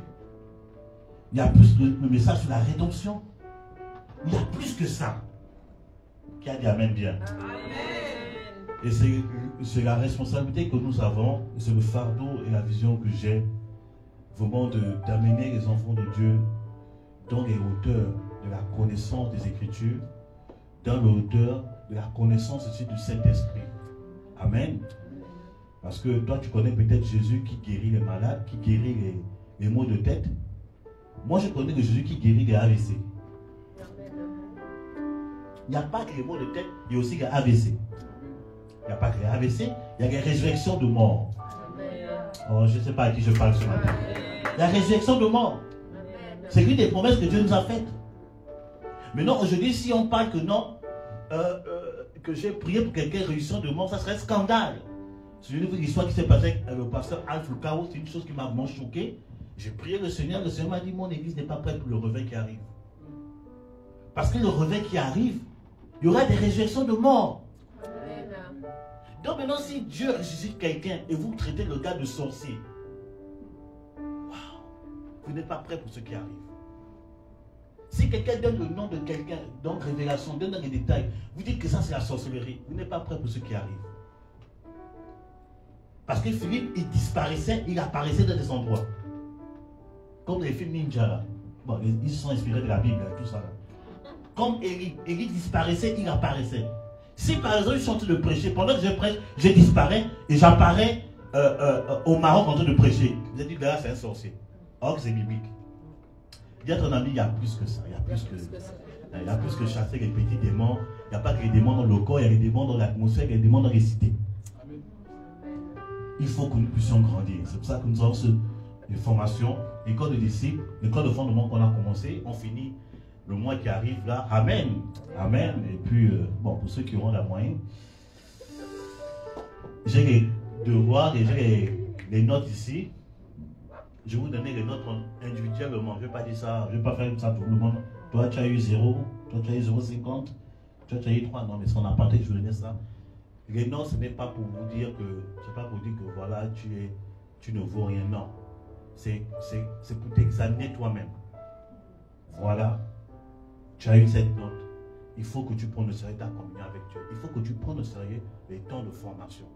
Parce que nous nous préparons à entrer justement dans votre destinée prophétique. En plus, la formation est gratuite.